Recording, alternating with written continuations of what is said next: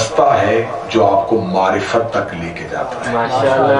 نہج البلاغہ ہر شیعہ گھر میں پڑھی ہے. مولا امیر المومنین فرماتے ہیں کہ دین کی اول معرفت ہے.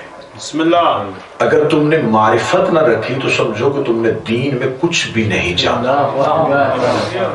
میں کل کی گزارش جو آپ سے کی تھی، ماننا ضروری نہیں، پہچاننا ضروری ہے. ماننا اقرار ہے، پہچاننا معرفت ہے.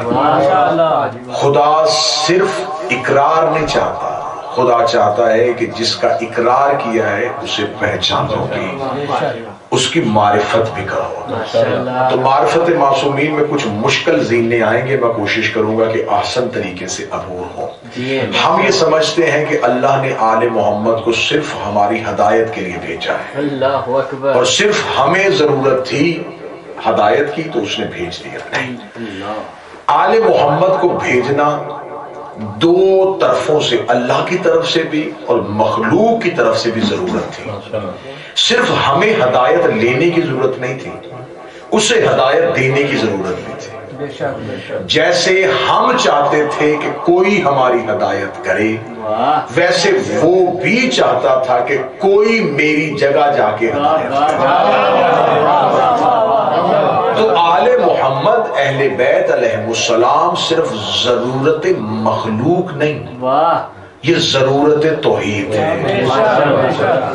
تو اب ماننے والا اگر صرف انہیں مشکل کشا سمجھ کے مانے، انہیں حاجت روا سمجھ کے مانے کہ یہ صرف ہماری مشکلیں حل کرتے اور ان کی معرفت نہ رکھے، تو پھر ماننے کا کوئی فائدہ نہیں. میں یقیناً یہ اپنے آپ کو شامل کر کے کہوں گا کہ ہم نے اہل بیت کو صرف مشکل کشائی کے لیے رکھا ہے. ہم یہ سمجھتے ہیں وہ صرف ہماری مشکلوں میں ہماری امداد کرتے ہیں، ہماری حاجتیں ان کے علاوہ کوئی پوری نہیں کر سکتا، تو ہم مجبوراً انہیں مان لیتے ہیں کہ ان کے علاوہ چارہ کوئی نہیں، ان کے علاوہ ہمیں دوسرا دروازہ کوئی نہیں ملنا. تو لہذا اہل بیت کو مجبوراً ماننا جو ہے یہ ماننا نہیں ہے، اختیار سے ماننا. بہت سی بحثیں چلتی ہیں تو میں کوشش کروں گا کہ ان بحثوں کو علمی طریقے سے آپ تک پہنچائیں. کچھ کہتے ہیں کہ آل محمد کہاں سے ہیں، یہ مخلوق ہیں یا کیا ہے. آج کی گفتگو بڑی احسن ہوگی، بڑی اچھی ہوگی کہ اصل میں آل محمد کیا ہے. جس نے بالکل نہ مانا تو اس نے کہا یہ بشر ہے، جس نے بہت زیادہ مانا اس نے کہا یہ نور ہے. آل محمد نور سے بنے. اگر ہم یہ کہیں گے کہ نور سے بنے تو نور کو ان سے پہلے ماننا پڑے گا.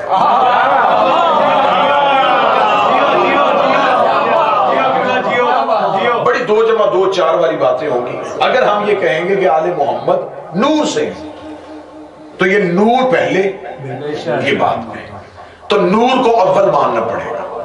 اور یہ کہہ رہے ہیں کہ اول ہم ہیں. پھر ان کے لیے کیا کہیں کہ یہ کس چیز سے بنے. جسے بھی کہیں گے وہ شے ہوگی، اور شے ان سے پہلے ہو نہیں سکتی.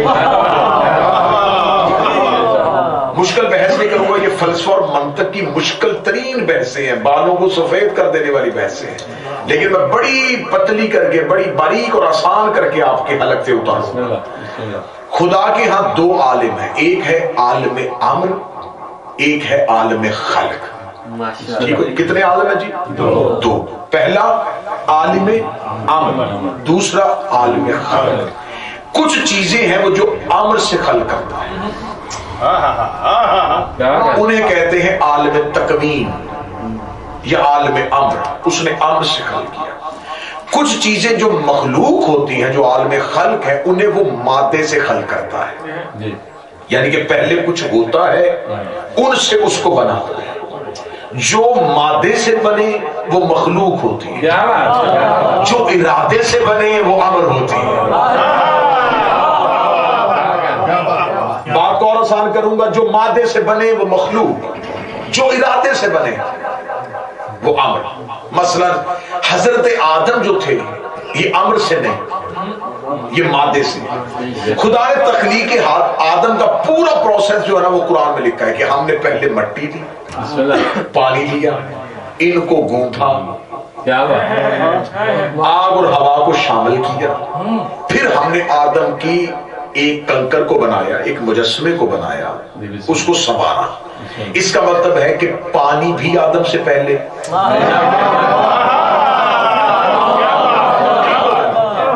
پانی کیونکہ آدم کی خلقت میں شامل ہے تو پانی پہلے، اور جو مٹی ہے وہ بھی آدم سے پہلے۔ یہ زمین کی مٹی کی بات نہیں ہو رہی، زمین کی مٹی اور ہوتی ہے کیونکہ ابھی تو زمین کو خلق ہونا ہے، زمین کے لیے نہیں، آدم سے پہلے مٹی، یعنی کہ اس مٹی کو جو آدم سے پہلے ہے نا اسے تراب کہتے ہیں۔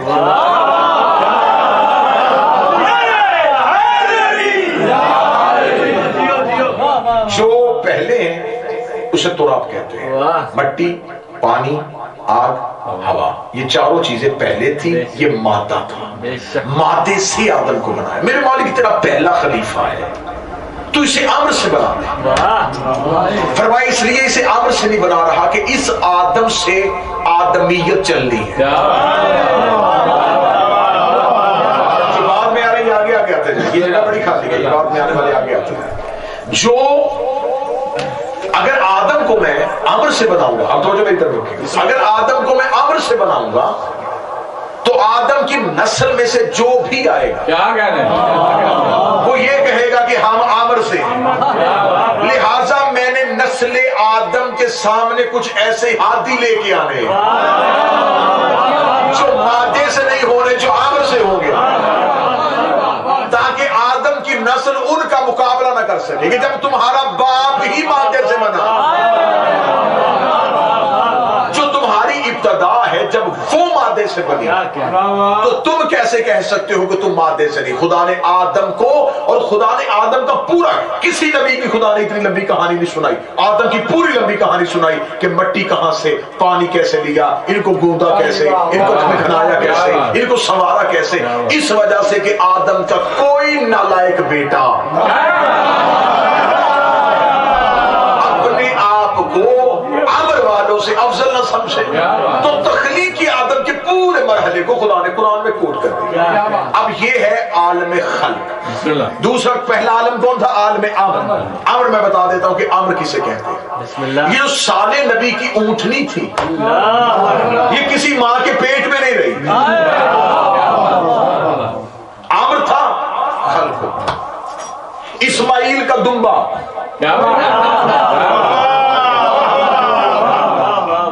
یہ مادے سے نہیں تھا، یہ امر سے تھا۔ جو موسیٰ کی عصا سے اژدہا بنا تھا یہ مادے سے نہیں تھا، یہ امر سے۔ خدا نے کہا ہو جا، وہ ہو گیا۔ ان گنت چیزیں ایسی ہیں جو میں گنوا سکتا ہوں جو امر سے ہے، جو مادے سے بنے وہ مخلوق، جو ارادے سے بنے وہ امر۔ اگر ہم کہیں گے کہ آل محمد مادے سے نہیں ارادے سے، تو مجھے معاف کر دینا، میں نے پہلے کہا تھا کہ آج کی گفتگو بڑی حساس ہوگی۔ اگر ہم انہیں امر سے مانیں گے پھر انہیں اولل امر نہیں کہنا پڑے گا۔ اگر ہم کہیں گے کہ یہ اللہ کے امر سے ہے تو پھر یہ اولل امر کیسے؟ اس کا مطلب ہے کہ امر اولل امر کے بعد ہے، تو اب یہ اولل امر کیسے ہو رہا ہے؟ ندیم بھائی بیٹھ جائیے گا، یہ میرے پاس یہاں پہ ہے رومان، درود سارے حضرات مل کے بلند آواز سے پڑھیے گا۔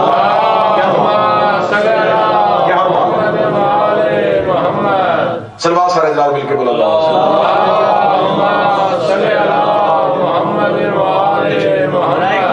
محمد و آل محمد بلند تر صلوات۔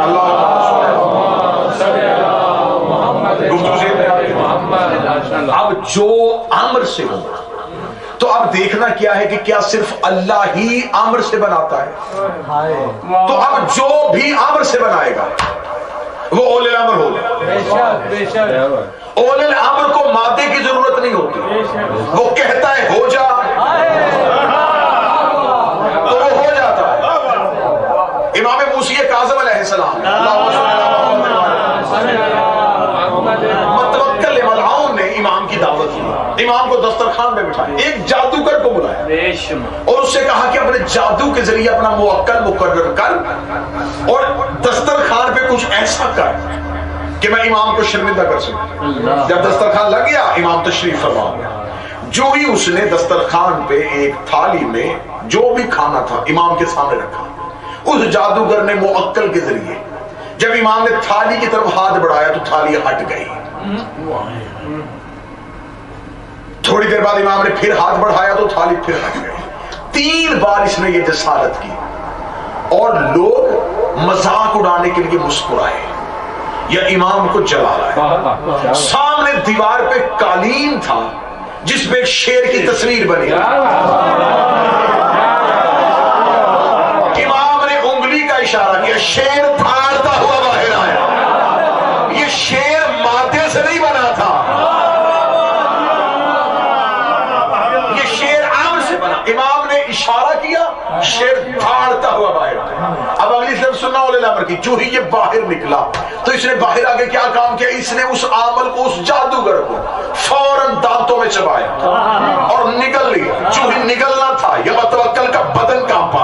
امام کے قدموں میں گر کر معافی چاہتا ہوں جسارت کی, لیکن کریم ابن کریم ہے, کیا اس شخص کو زندہ بھی کر سکتا ہے؟ امام موسیٰ کاظم کی آواز آئی, اگر موسیٰ کا عصا ان سانپوں کو نگل دیتا یہ بھی نگل دیتا.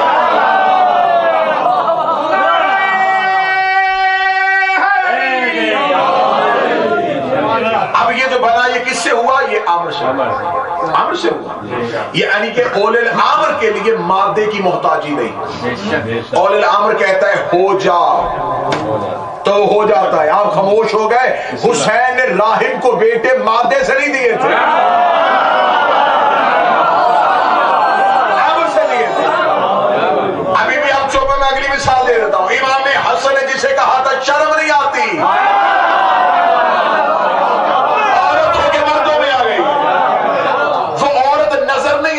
بن گئی تھی, مادے سے نہیں, عمر سے بنی. امیر المومنین نے ٹھوکر ماری تھی, مردہ زندہ ہو گیا تھا, مادے سے نہیں, عمر سے ہوا تھا. تو جب عمر پہ قدرت ان کی ہے تو پھر یہ خود عمر سے کیسے؟ میں نے آپ کو کہا کہ کائنات میں چیزیں 2 ہی طریقے سے بنی ہیں, یا مادے سے بنی ہیں یا ارادے سے بنی ہیں.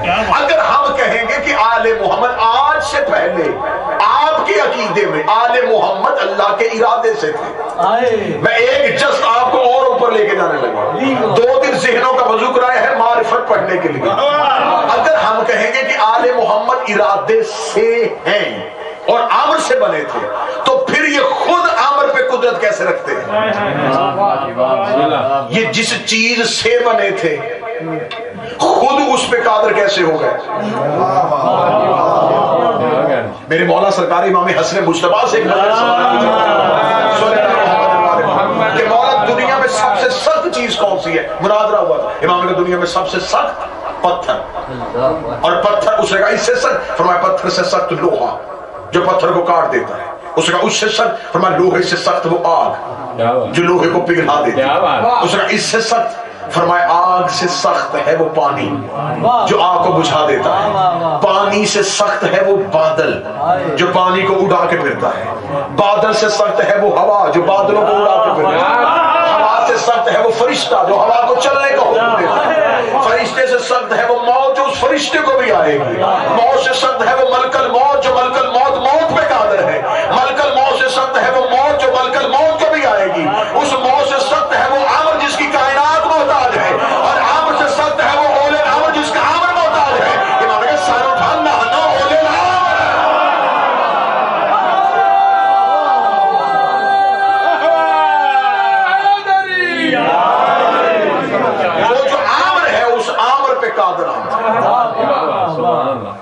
ہم اس عامر پہ قادر ہیں. کیا کہیں امام اول الامر ہوتا ہے, یہ محتاج عامر نہیں ہوتا, یہ مالک عامر ہوتا ہے. آج آل محمد کی ایک ہلکی سی معرفت کی جھلک دکھاؤں گا.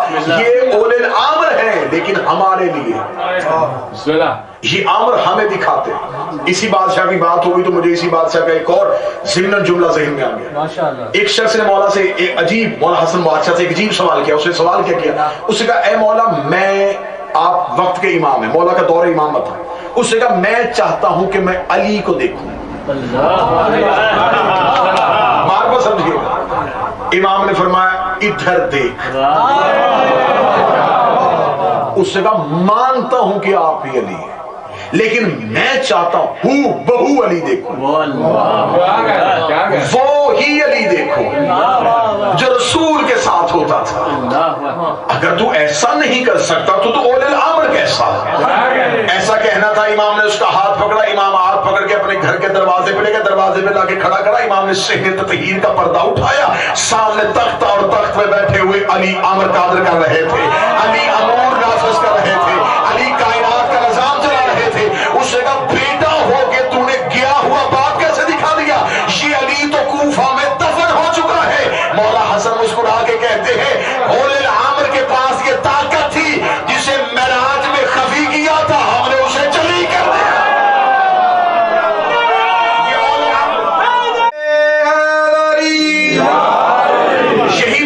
یہی میرے مولا. اسی شہنشاہ کی بات آ رہی ہے تو اسی شہنشاہ کی باتیں ذہن میں آتی جا رہی ہے. یہی میرے مولا مدینے میں اپنے گھر کے دروازے میں بیٹھے ہوئے تھے کہ سامنے سے کچھ شخص ایک گائے کو لے کے جا رہے تھے. امام نے روکا, کیوں لے کے جا رہے ہیں؟ فرزند رسول ذبح کرنے کے لیے جا رہے ہیں. فرمایا ذبح بھی نہ کرو, اس کے پیٹ میں ایک بچہ ہے جو سفید ہے لیکن اس کا منہ سیاہ ہے اور دم بھی سیاہ ہے. ابھی سے ذبح نہ کرنا, اس کے پیٹ میں ایک مادہ ہے جو سفید رنگ کا ہے اور اس کا منہ بھی سیاہ ہے اور دم بھی سیاہ ہے. انہوں نے فرزند رسول کو دیکھا امتحان امامت کے لیے.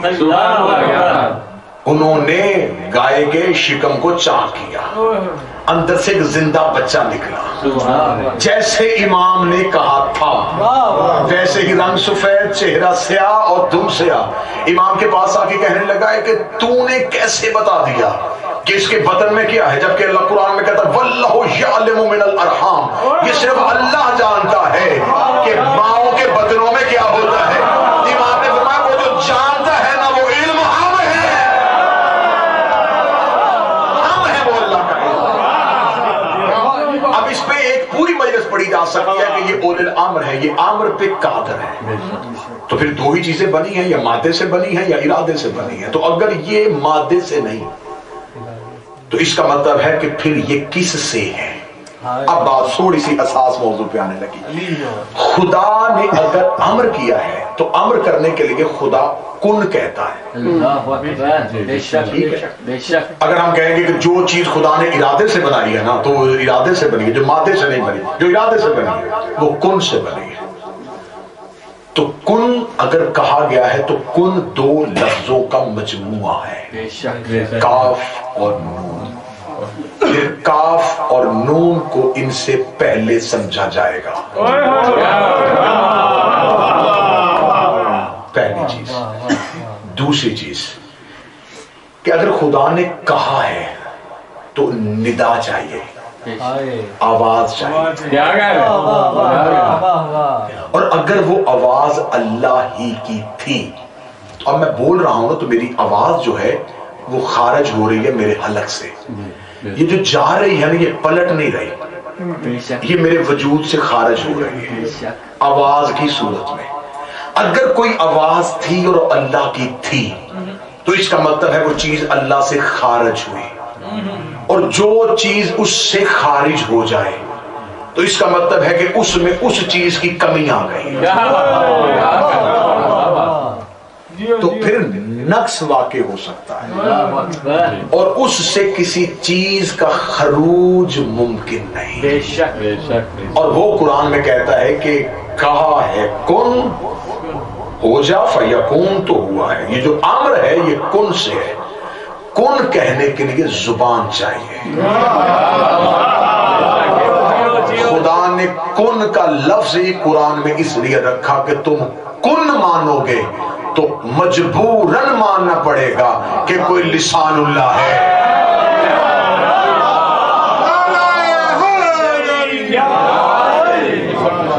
کوئی اللہ کی زبان ہے.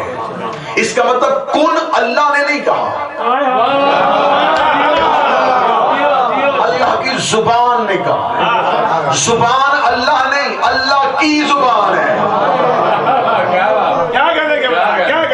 اس کا مطلب ہے کہ وہ جو کن، اس کا مطلب یہ جو ہمارے منہ میں زبان یہ گوشت کا ٹکڑا، اس سے مراد یہ نہیں کہ اگر ہم گوشت کا ٹکڑا ذہن میں تصور کریں گے تو وجود ماننا پڑے گا. جب ہم کہتے ہیں نا علی عین اللہ ہیں تو اس سے مراد یہ اس آنکھ کو نہ لیا کرے، کیونکہ رسول نے یہ نہیں کہا تھا کہ علی کی آنکھیں عین اللہ ہے، فرمایا علی عین اللہ ہے، علی سر سے لے کے پاؤں تک عین اللہ ہے،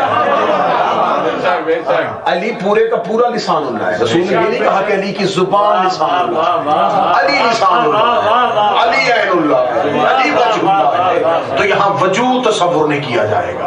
اس کا مطلب ہے کہ خدا کے کن سے پہلے، اب میں نے کہا امر پہلے مادہ، اگر مادہ نہیں تو پھر مادے سے اوپر والی جو کیٹیگری ہے وہ امر ہے. امر کو کن چاہیے، ہم اوپر والی منزل پہ آ گئے. کن کے لیے آواز چاہیے، تیسری منزل پہ آ گئے. آواز کو زبان چاہیے، چوتھی منزل پہ.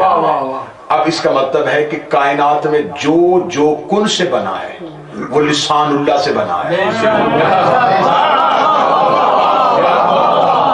بڑا حساس ترین موضوع ہے توحید. توحید پہ گفتگو کی جائے، ان کے بغیر اللہ سمجھ میں نہیں آئے گا. میرے مولا صادق کا ایک شاگرد تھا، نوجوان تھا، نام اس کا حسان تھا. تو حسان کو بازار میں ایک شخص، ایک بوڑھا سامنے سے مل گیا. تو اس نے آگے کہا کہ تو امام کا شاگرد ہے تو مجھے ایک سوال کا جواب دے. اس نے کہا کون سے سوال کا جواب دوں؟ اس نے کہا کہ اللہ جو ہے وہ اللہ کل شیء قدیر ہے. جناب حسان نے کہا بالکل اللہ کل شیء قدیر ہے. اس نے کہا وہ جو چاہے کر سکتا ہے. اس نے کہا وہ جو چاہے کر سکتا ہے. اس نے کہا کہ کیا اللہ ایک انڈے میں پوری کائنات کو بند کر سکتا ہے؟ اور شرط ہے نہ کائنات سمٹے نہ انڈا بڑا ہو. انڈے کا حجم بھی نہ بڑھے اور کائنات بھی نہ سمٹے. اتنی بڑی کائنات اس انڈے میں، اس کو بڑھائے بغیر، اس کو سمیٹے بغیر بند کیسے کرے گا؟ حسان خاموش ہو گیا. سبحان اللہ. خاموش امام کی بارگاہ میں پہنچ گیا. امام نے چہرے پہ اداسی دیکھی. امام نے کہا حسان لگتا ہے کسی نے لاجواب کیا ہے. جی فرزند رسول. تو مولا نے فرمایا کیوں لاجواب ہوا؟ مولا اسی لیے سیدھا آپ کی طرف آ گیا کہ امام سے جا کے جواب لو. امام نے کہا میرے تک آنے سے پہلے کیوں نہیں جواب لیا؟ اب شیعوں کے لیے ایک نصیحت آنے لگی. اس نے کہا مولا آپ کے پاس آتا، سوال پوچھتا، آپ جواب دیتے تو ملنا تھا. امام نے کہا وہیں کھڑے کھڑے نیت کرتا، چاہتا تیری زبان بن جاتا.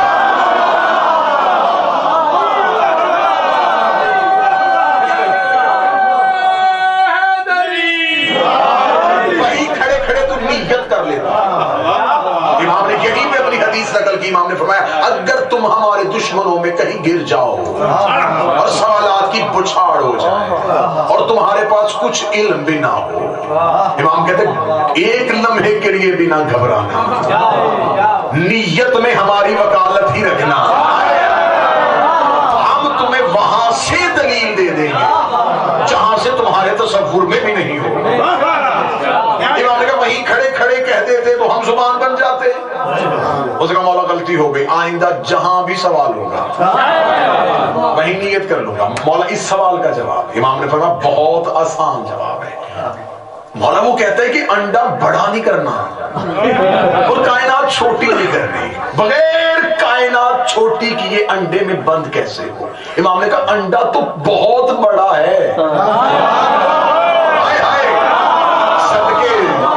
سجدے کرو تمہیں ایسا امام ہو. مولا میں انڈے کا تو حجم بہت بڑا ہے، کائنات اس سے چھوٹی چیز میں بھی بند ہو سکتی ہے. اس نے کہا مولا کیسے؟ امام نے فرمایا حسان مشرق کو دیکھ. اس نے دیکھا. امام نے فرمایا مغرب کو دیکھ. دیکھا. شمال کو دیکھ. مولا دیکھ لیا. اب جنوب کی طرف دیکھ. مولا دیکھ لیا. اب آسمان کی طرف دیکھ. مولا دیکھ لیا. اب زمین کی طرف دیکھ. مولا دیکھ لیا. فرمایا آنکھ کو بند کر. آنکھ کو بند کر. آنکھ کو بند کی. مولا نے فرمایا اس آنکھ نے نہیں دیکھا تھا، اس کے اندر ایک سیاہی کا نقطہ ہے جس نے یہ سب کچھ دکھایا. اور بغیر کائنات چھوٹے کیے ہوئے اس ایک ہلکے سے نقطے میں سما گئی تو چھوٹے سے نقطے میں کائنات بند ہو گئی. انڈا تو بہت بڑا ہے. وہاں سے دوڑا, عبداللہ ادیس اس بندے کا نام تھا, اس کے پاس جا کر سن میں تجھے جواب دوں. انہی لفظوں کے ساتھ جیسے امام نے کہا تھا ویسے کیا, اور کہنے لگا آنکھ بند کر کے کھولی تو کہنے لگا یہ تو آنکھ کے نقطے میں آ گئی ہے, تو انڈا تو بہت بڑا ہے. فوراً دیکھے لگا کس سے پوچھ کے آیا ہے؟ میرے آقا و مولا کا جواب ہے. یقیناً یہی پوچھنا چاہتا تھا, توحید کو جیسے وہ سمجھتے ہیں. ایک شخص نے آگے میرے مولا سے سوال پوچھا تھا, اس نے کہا اللہ نظر کیوں نہیں آتا؟ دہریہ تھا, اسے کہا اللہ نظر آئے تو میں مان لوں گا. امام نے کیا فرمایا, کیا ہر نہ نظر آنے والی چیز کو مانتے ہو اور ہر نظر آنے والی چیز کو مانتے ہو؟ کہنے لگا مولا اللہ ہے تو دکھائی دینا چاہیے. امام نے فرمایا کیا تو ہر جگہ دیکھ لیتا ہے؟ جواب امام سنیے گا, حوالے کی ضرورت ہی نہیں پڑے گی. امام نے فرمایا تو جو کہتا ہے کہ اللہ مجھے دکھائی کیوں نہیں دے رہا, تو کیا تو ہر جگہ دیکھ لیتا ہے؟ کہتا مولا مطلب؟ مولا فرمایا آسمان کی طرف وہ جو ستارہ چمک رہا ہے تجھے پتا اس کے اندر کیا ہے؟ کیا کہ میں نہیں جانتا. مولا فرماتے ہو سکتا ہے اللہ اس کے اندر ہو, دکھائی تجھے نہیں دے رہا, قصور اللہ کا کیا ہے؟ یہ سوال وہ کرے جو کائنات کو دیکھ سکتا, جو عالمین کو دیکھ سکتا. ایک اور شخص نے پوچھا تھا, اس نے کہا مولا اللہ دکھائی کیوں نہیں دیتا؟ امام نے فرمایا سورج کی طرف دیکھ. اسے آنکھ اٹھائی تھی یا پلکوں نے فوراً وزن گرا دیا. لگا مولا اس کو دیکھ نہیں سکتا. فرمایا مخلوق کو دیکھ نہیں سکتا اور خالق کو دیکھنے کی تمنا کر رہا ہے. اب یہ امر سے نہیں ہے, یہ کس چیز سے ہے؟ خدا کے ہاں اگر کوئی چیز خارج ہو تو اس کا مطلب ہے وہ چیز الگ ہے اور اللہ الگ ہے. معصوم فرماتے ہیں کہ ہم توحید ہمارا مسکن ہے. بالکل بھی خاموش ہے, توحید ہمارا مسکن ہے, ہم اس میں رہتے ہیں اور اس کی چاہت ہے کہ میں خود کو نظر آؤں. وہ ہم میں اپنا آپ دیکھنا چاہتا ہے. ہم کو جب وہ اپنا آپ دیکھنا چاہتا تھا اور اپنی تعریف سننا چاہتا تھا, اس کی اس چاہت نے جب مجسم اختیار کیا تو وہ محمد ہو گیا. مولا فرماتے ہم 14 نقطے میں ہوں تو محمد ہوتے, کثرت میں ہوں تو 14 ہوتے. ہمارا سمٹنا صرف محمد ہے. جب وہ محمد ہو گیا تو پھر یہ جو اللہ کی میں نے پہلی مجلس حدیث قدسی نا کہ میں نے چاہا کہ میں پہچاننا چاہوں, وہ ہمارے لیے نہیں کہا. آج تیسری مجلس میں حدیث قدسی کھلنے لگی ہے, 2 مجلس اس کی تمہید میں گزر گئی. جو خدا نے کہا نا کہ میں نے چاہا, یہ قرآن کی آیت نہیں, یہ حدیث قدسی ہے. حدیث قدسی اس کو کہتے ہیں جو حکم اللہ کا ہو لیکن قرآن میں نہ لکھا ہو. میں نے چاہا کہ میں پہچانا جاؤں. فرمائیے جو اس نے چاہا ہے نا یہ تمہارے لیے نہیں چاہا. ہم ہیں اس کی پہچان, ہم نے اسے پہچانا. جب ہم نے اسے پہچان لیا, انہوں نے کہا تم نے تو مجھے پہچان لیا, اب کوئی تمہیں بھی تو پہچانے. سنتے آئیے گا, تم نے مجھے پہچان لیا, اب مجھے تم سے آگے اپنا پہچانوانے کی ضرورت ہی نہیں. تم نے پہچان لیا, میری تعریف ہو گئی.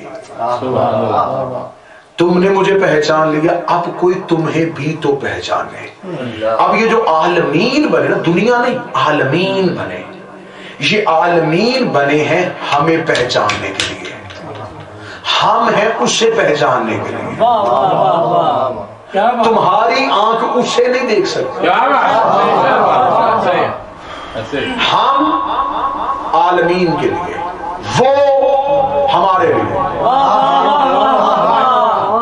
اس نے عالمین، ابھی حدیث قصہ مجلس سے پہلے پڑھی گئی ہے، تو کیا کہہ رہا ہے خدا قرآن یا ملائکاتی، حدیث مسلم میں، حدیث قصہ میں سکان سماوات انی مخلقت السمان مبنیہ ولا ارضا مطیہ ولا شمسا مضیہ ولا قمرا منیرا، اے آسمان کے رہنے والوں، میں سورج کو خلق نہ کرتا، میں زمین کو نہ بناتا، میں یہ چاند نہ بناتا، میں یہ دریا نہ بناتا۔ پوری حدیث کے سامنے کہنے کے بعد خدا کہتا اگر انہیں نہ بناتا۔ یہ سب کچھ جو بنا ہے نا، اس بنانے کا مقصد میں نہیں، یہ انہوں نے مجھے پہچان لیا ہے، اب میں چاہتا ہوں کوئی انہیں پہچان۔ اس کا مطلب ہے کہ عالمین بنے ہیں 14 کے لیے، 14 بنے ہیں اللہ کے لیے، فنا عالمین کو ہے 14 کو نہیں۔ اس لیے خدا نے قیامت والے دن کہہ دیا میں قیامت والے دن امام کے نام پہ اٹھاؤں گا۔ پہلا نقطہ یہاں پہ پہنچ گیا۔ اس کا مطلب ہے یہ اللہ میں ہے، اور یہ اللہ کا ارادے سے نہیں، خود ہی ارادہ ہے، یہ خود ہی تدبیر الہی ہے، یہ خود ہی تقدیر الہی۔ اب جو نبی پہ قرآن اترا تھا یہ تو آیتوں کی صورت میں اترا، جو باقی نبیوں پہ کتابیں آئی تھی یہ لکھی ہوئی آئی تھی۔ ایسے سوال میں قائم کرنے لگا ہوں، پوچھنا جب تک زندہ رہو کسی سے پوچھنا، وہ جو کتابیں آج سے لکھی ہوئی آئی تھی یہ کس نے لکھی تھی؟ موضوع سے پریشان ہو گیا تو خیر الخلق شروع کریں۔ بھئی جتنی انبیاء پہ کتابیں آئی ہیں لکھی ہوئی آئی ہیں، کس نے لکھی ہے؟ اگر جبریل نے لکھی ہیں تو پھر جبریل ان نبیوں سے افضل ہو گیا۔ اگر اس نے لکھی ہیں تو پھر کس طرح لکھی ہے؟ وہ لکھتا کیسے ہے؟ وہ کیسے کتابیں اتارتا ہے؟ میں نے پہلے کہا تھا کہ مشکل ہو جاتا ہے ان کے بغیر اللہ ماننا،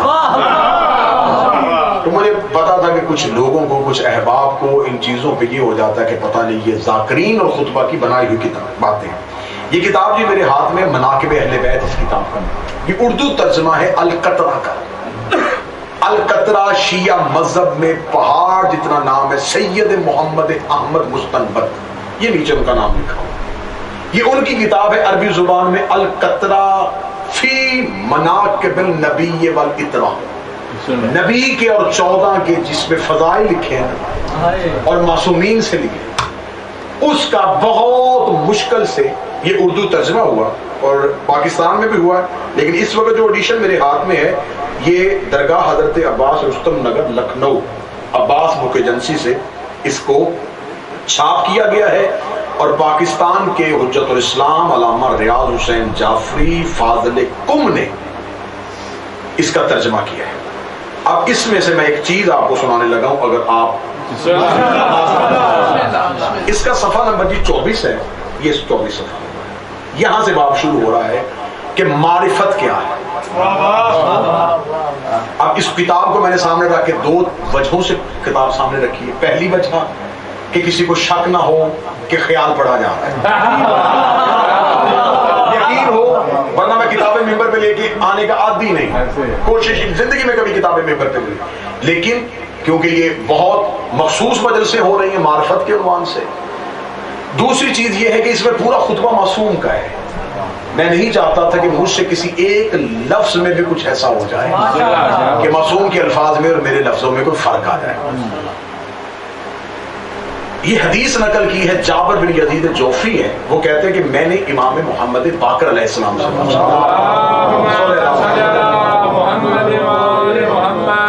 ایک تو جابر بن عبداللہ انصاری ہے، یہ وہ جابر ہے، یہ 5ویں امام کا خاص مخصوص صحابی ہے، اور مذہب اہل بیت میں بہت سی حدیثیں اسی جابر نے نقل کی۔ یہ کہتے ہیں کہ میں نے امام سے پوچھا تعریف ہے اس خدا کی جس نے مجھ پر احسان کیا اور آپ کی معرفت عطا کی اور آپ کی فضیلت کو میری طرف الہام کیا۔ ایک ایک لفظ توجہ سے سنیے، وہ کہتا ہے آپ کی معرفت عطا کی اور آپ کی فضیلت کو میری طرف الہام کیا۔ احکام پر عمل کرنے کی توفیق عطا فرمائی، اور جس نے آپ کے دوستوں سے دوستی اور آپ کے دشمنوں سے دشمنی نصیب فرمائی۔ امام فرماتے یا جابر، اب مولا بولے یا جابر اتدری ما المعرفہ، تو جانتا ہے کہ معرفت کسے کہتے ہیں؟ تیسری مجلس میں موضوع کے لیے امام کی ایک حدیث آپ کو ہدیتاً تحفۃً بھیجنے لگا۔ مولا فرماتے جابر کیا تم جانتے ہو کہ معرفت کیا ہے؟ المعرفت اسبات التوحید، مولا کہتے ہیں کہ معرفت کے 7 مرحلے ہیں۔ پہلا اسبات توحید، معرفت کا پہلا مرحلہ اللہ کے ثبوت، تمہارے پاس کوئی ثبوت ہونا چاہیے کہ اللہ ہے، زبانی دعویٰ نہیں ہونا چاہیے۔ مولا فرماتے معرفت کا پہلا مرحلہ اسبات توحید، تمہارے پاس ثبوت ہو۔ ثم معرف المانی، اور دوسرا تمہارے پاس مانی کی شناخت ہو۔ عام مانی نہیں کہ تم نے توحید کو جن لفظوں میں سمجھا ہے، تمہارے پاس وہ مانی کیا ہے۔ تیسرا امام کہتے ہیں وہ دروازے جو تمہیں توحید تک لے کے جائیں، ان دروازوں کی شناخت۔ امام فرماتے ہیں چوتھا لوگوں کی پہچان، لوگوں کو بھی پہچانو، صرف ہمیں نہیں، لوگوں کو پہچانو۔ پانچواں ارکان کی شناخت، وہ جو خلقت میں اہم مقام رکھتے ہیں۔ امام فرماتے ہیں چھٹا نقبہ کی معرفت، جو قوموں کے سردار کہلاتے ہیں۔ ساتواں نجبہ کی معرفت، جو پاک دینت اور اصل نسب ہے۔ یہ کہنا تھا، یہ جابر خاموش ہو گیا۔ جابر نے کہا مولا آپ نے معرفت کے درجے پڑھے ہیں تو مجھے بتائیں ایک ایک کر کے یہ درجے کیا ہے۔ اب آتا ہے نا، بڑی کمال حدیث آپ کو سنانے لگا۔ امام نے فرمایا اے جابر، اسبات توحید سے مراد اس خدائے ازلی اور پوشیدہ کو پہچاننا ہے جسے آنکھیں دیکھ نہیں سکتی، اور وہ آنکھوں کو دیکھتا ہے۔ اب یہ داد مجھے نہیں ہے، اپنے مولا کو خراج پیش کرنا ہے۔ مولا فرماتے اس خدا کو پہچاننا جسے آنکھیں نہیں دیکھ سکتی، وہ آنکھوں کو دیکھتا ہے۔ وہ اشیاء کا خالق ہے، وہ ہر چیز سے واقف ہے، وہ ازل سے پوشیدہ ہے، جیسے کہ خود اس نے اپنی تعریف کی ہے۔ امام نے فرمایا اب دوسری معرفت کی شک، مانی کی شناخت۔ اب سنیے گا، یہ جملہ سنیے گا، یہ شک سنیے گا۔ امام فرماتے اے جابر جان لو کہ ہم تمہارے درمیان توحید کے مانی ہیں۔ کتاب میرے ہاتھ میں ہے، القدرہ سے پڑھو بعد میں امام کی حدیث۔ مولا فرماتے جابر جان ہم تمہارے درمیان توحید کے مانی ہیں۔ میں یہیں پہ کوئی مشکل لفظ بولوں گا اور آپ کو لفظ سمجھ میں نہیں آئے گا، آپ فوراً بعد میں مجھے پوچھیں گے علی صاحب آپ نے مجلس میں ایک لفظ کہا تھا، اس کے معنی کیا ہے؟ تو جب تک معنی نہ ہو لفظ نہیں پہچانا جاتا۔ مولا فرماتے توحید کے ہم معنی ہیں، جیسے بغیر معنی کے لفظ نہیں پہچانا جاتا۔ ہم توحید کے معنی ہیں، خدا نے ہمیں اپنی ذات کے نور سے بنایا ہے۔